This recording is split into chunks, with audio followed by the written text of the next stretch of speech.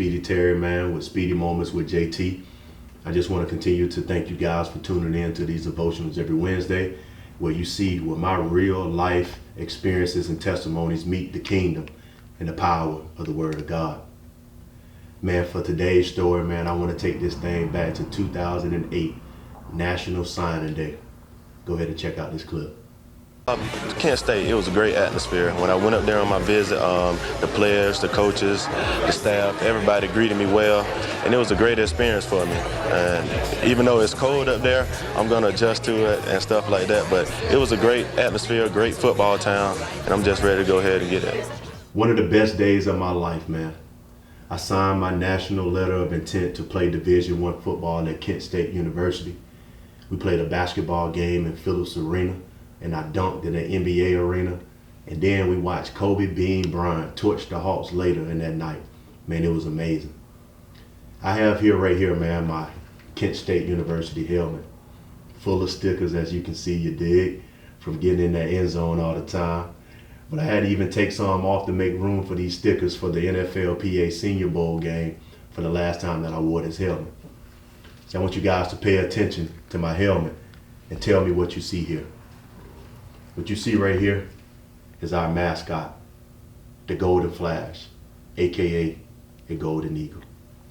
See, last session, man, we talked about the two animals that God compared himself to in the Bible. See, one was the lion and the other was an eagle. And he did so because of the dominion and the leadership spirit that these two animals possess.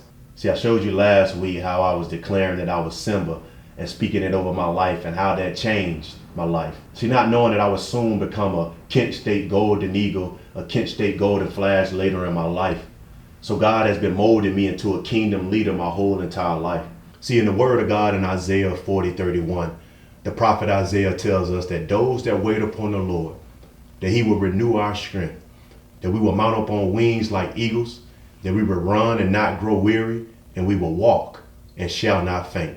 See, we saw with the lion last week, man, how his attitude and his belief system create the life around it and allow them to become the king and the leader of the jungle.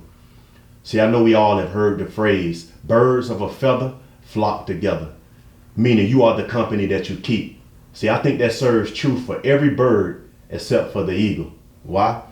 Because the eagle doesn't flock. You never seen a flock of eagles flying around because no other bird can fly the altitudes that the eagle can. See, eagles have the strongest vision of any bird, man. It can spot prey from 5 kilometers in the air, and no matter what the obstacle is, they never take their focus off the prey until it is captured. And eagles don't eat dead things either, man. They feed off fresh and living prey. And the last thing about an eagle is this, man. It's its lifespan. See, the eagle lives for 70 years, and that's the longest of any bird. And that sounds familiar, right? See, the Bible tells us in Psalms 90, verse 10, we live 80 years and 10. See, I can't make this stuff up, man. But at the age of 40, the eagle go through the most painful, rigorous transformation ever inside of their beaks and in their feathers. So what can we learn from the eagle, man, in terms of leadership and what God says about us? See, the first is this.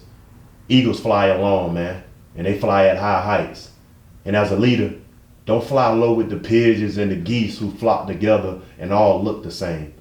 I need us to fly high enough to be away from others, but I need us to be close enough so that others can see us lead. Secondly, as a leader, we got to have vision, man. Vision is to pray. It's the end goal. It's the business. It's the nonprofit. It's the degree. It's the husband or wife that you are searching for. I need us to keep our eyes focused on vision no matter what obstacle gets in our way. And eagles don't eat dead things either like crows and sparrows do, but only fresh living prey. See, man, don't be out here eating everybody's information that they are feeding you on social media and on the news. I need you to read wisdom-centered books. Stay educated, man. Continue to seek counsel and come up with innovative ways to reach and to lead people. And the last thing, man, is the transformation process for the eagle. At the age of 40, the eagle has a 150-day process where it bangs its old beaks on rocks on the mountaintop and plucks its old feathers out. And it lives another 30 years. See, as a kingdom leader in the times that we're in right now, we need leaders, man, that are going to mount up and have our strength renewed as the word says, to rebirth themselves, but not only rebirth themselves so they can rebirth and help change the world. So I encourage you, I encourage myself, and I encourage us together to tap into that Kent State Golden Flash spirit. And I don't need you to count up, I need you to mount up.